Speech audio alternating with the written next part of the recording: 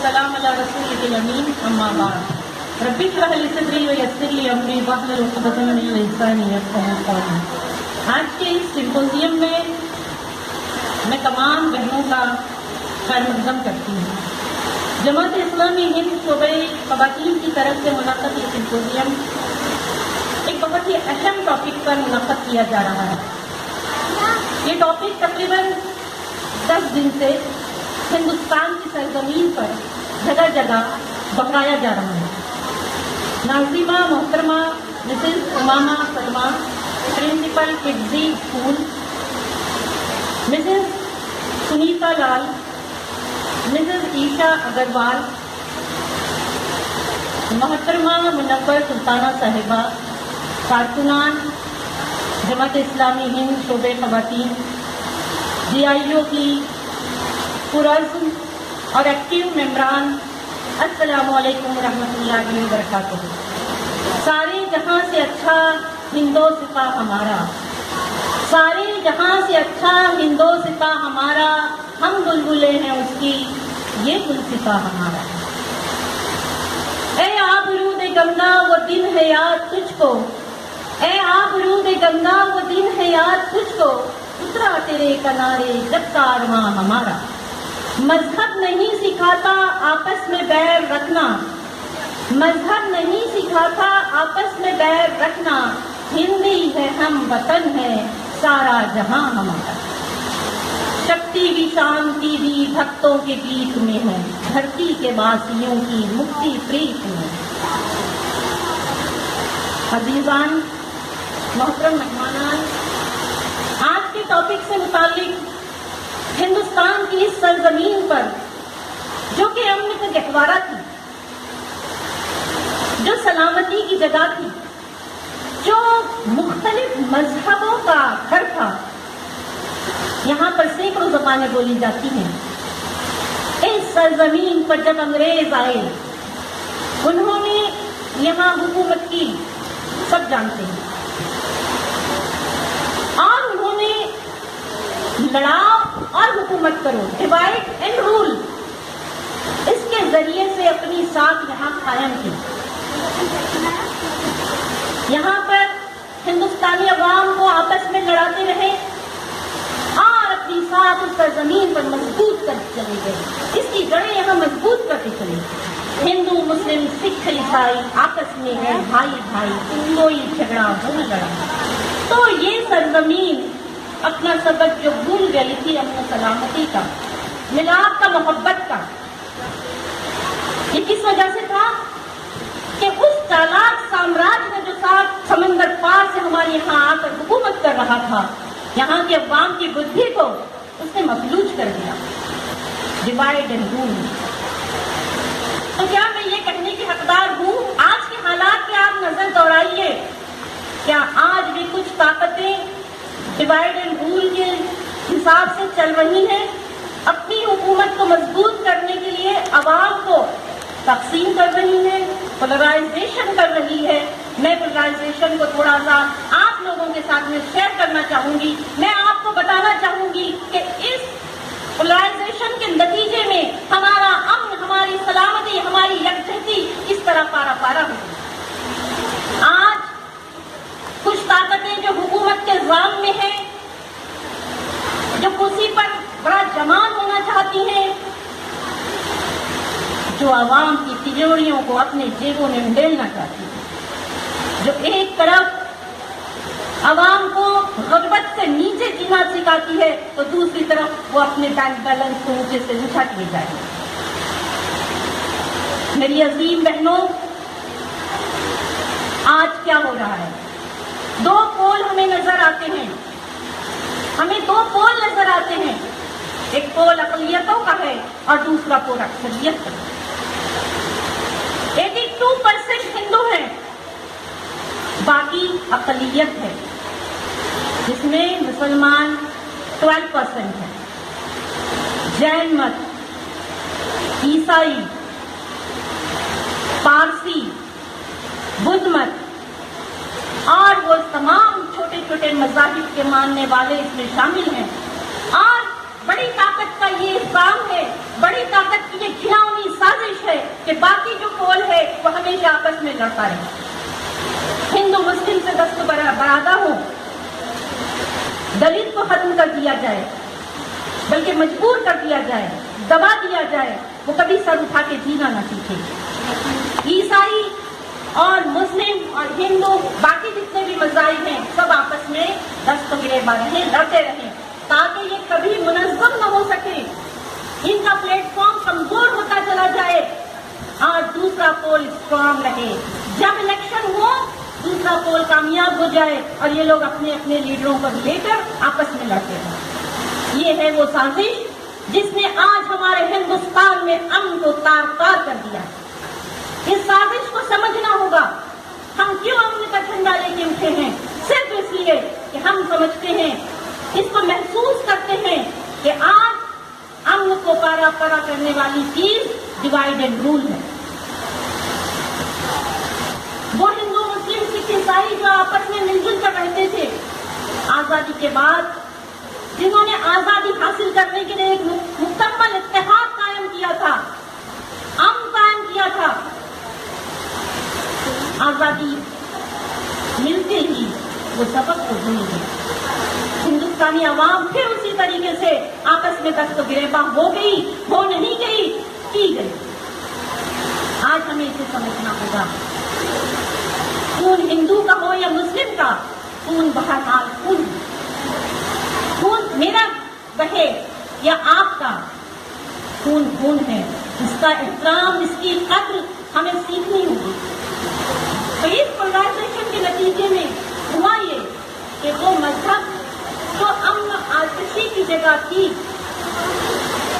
जो हमें मिलजुल के रहना सिखाते थे, तमाम मजहब को आप देखिए, सबकी बुनियाद एक खुदा पर एतमाद है, सबकी बुनियाद अखलाकी तालीमात है, सबकी बुनियाद अमन आशती है।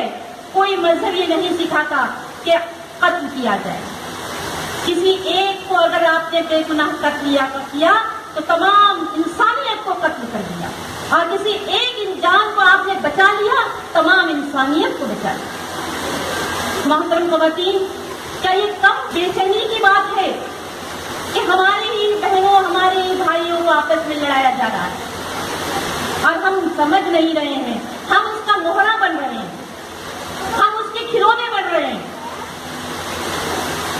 आप मुझे बताइए, जब ये सूरत हाल सामने आई कि शाह दर शाह और ब्रांचेस बन गए मजहबों में जब तफर्रका पड़ गया, मजहब जब जुदा जुदा हो गए, मजहब के अंदर जब मुख्तलिफ किस्म के फिरके बन गए।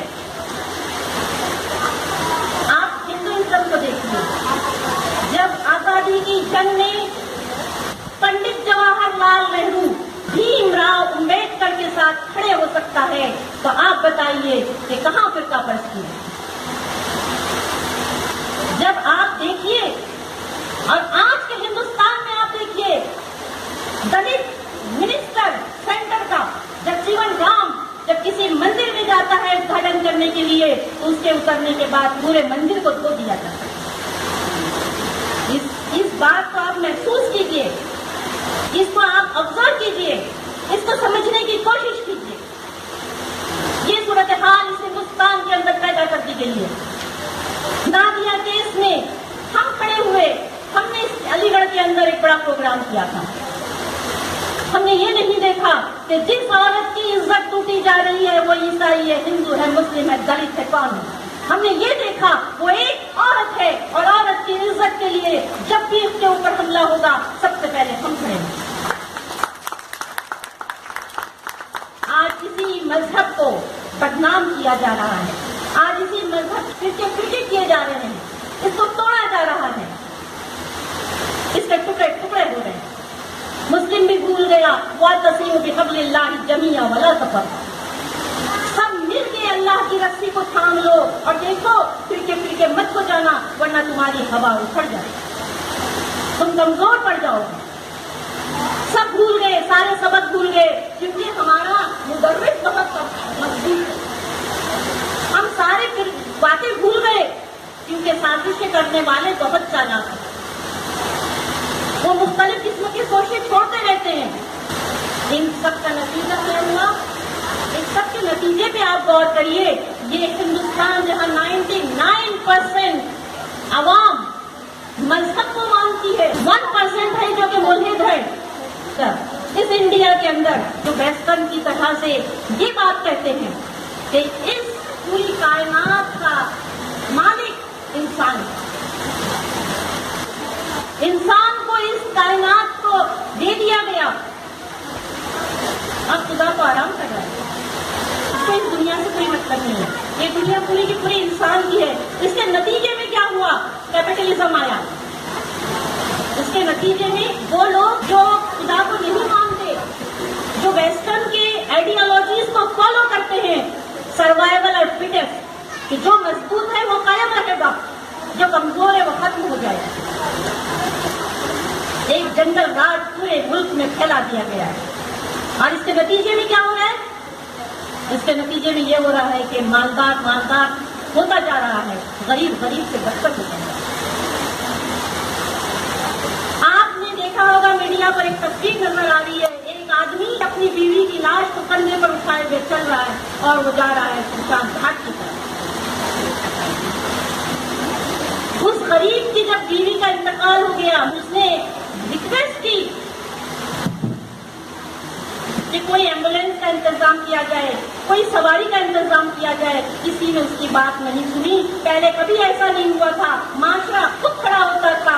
آپ غور کیجئے کتنی بے حسی آ گئی ہے، وہ شخص کندھے پہ اپنی مردہ بیوی کی لاش لے کر جا رہا ہے، اس کی بیٹی کے سوا اس کے ساتھ کوئی نہیں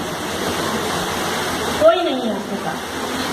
یہ معاشرہ بھی اسی راہ پہ چل گیا جس راہ پہ اس کو چلانا تھا۔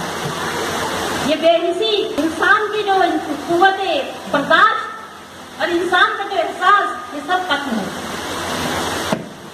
تو آج جو ہے اس مقام پہ ہمارا ملک پہنچ گیا ہے، بے سکونی اور بے اطمینانی ہماری قسمت بن گئی۔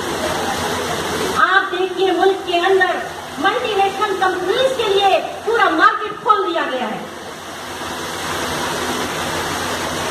پیزا بیس سستا ہے اور دالیں مہنگی ہے۔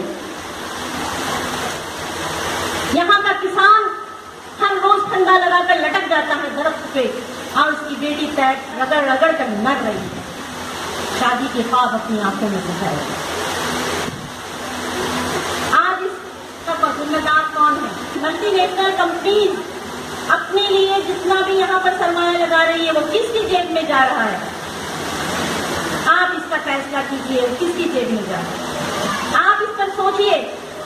مارکیٹ میں آپ نکل جائیں، کنزیومرزم اتنا بڑھ چکا ہے کہ آپ ایک چیز خریدنے جاتے ہیں، آپ کو 10 سستی ملتی ہے۔ دیسی مال جو ہے آپ کو مہنگا ملتا ہے۔ ملک کی تجارت ختم ہوتی جا رہی ہے، ملک کی معیشت ختم ہوتی جا رہی ہے، ملک کے کارخانے ختم ہوتے جا رہے ہیں، فیکٹریز ختم ہوتی جا رہی ہے۔ یہاں کے اناج کو کوئی نہیں پوچھتا۔ آج جو ہے باہر ہمارا تمام مال، ہماری تمام تجارت کا جتنا پیسہ ہے سب باہر کا ہے۔ اس میں کس کا فائدہ ہے؟ اس میں فائدہ ہے ان سرمایہ داروں کا جو بڑی بڑی فیکٹریوں کے مالک ہیں، اس میں فائدہ ہے ان لوگوں کا جو بڑے بڑے ٹھیکے لیتے ہیں اور گورنمنٹ کو پیسہ دیتے ہیں۔ غربت بڑھتی جا رہی ہے، اور جن کے پاس پیسہ ہے وہ تمام چیزوں کو خرید رہے ہیں، ضرورت نہیں ہے تب بھی خرید رہے ہیں۔ غریب کیا کر رہے ہیں؟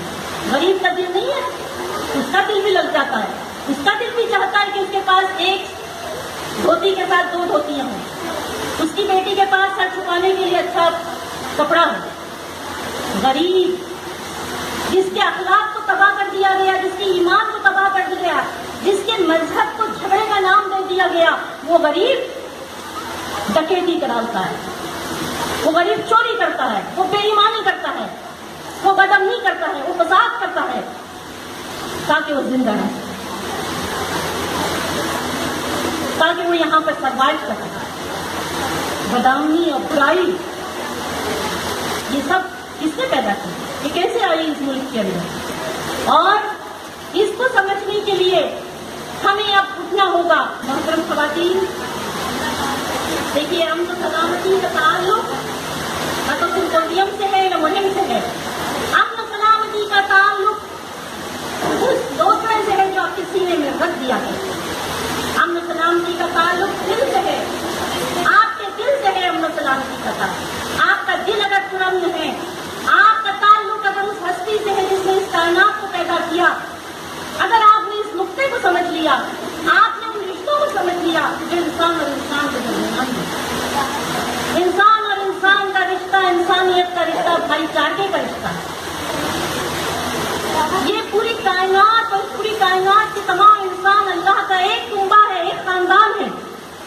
چاہے وہ کسی مذہب سے تعلق رکھتے ہیں۔ اس کو پیدا کرنے والا ایک خدا ہے، وہ ایک ماں باپ کی اولاد ہے۔ اور میں آپ کو یہ بات یاد دلانا چاہوں گی کہ اس کنبے کو رسول اکرم صلی اللہ علیہ وسلم نے فرمایا، جو اس مخلوق کے ساتھ اچھا سلوک کرے وہ اللہ کو بہت پیارا ہے، وہ اللہ کو بہت پیارا ہے۔ سب ہمارے بھائی ہیں، اور یہ رشتہ جو قائم کیا گیا ہے اسلام کی بنیاد پر، یہ بھائی چارگی کا رشتہ ہے، انسانیت کا رشتہ، بھائی چارگی کا رشتہ ہے، محبت کا رشتہ ہے، امن کا رشتہ ہے۔ اسلام کے معنی کیا ہے؟ سلامہ، اسلام کا مادہ سلامہ، اور سلامہ کے معنی ہوتے ہیں امن۔ مسلمان وہ ہے جو امن دیتا ہے، جو امن چاہتا ہے، جو امن کو قائم کرتا ہے۔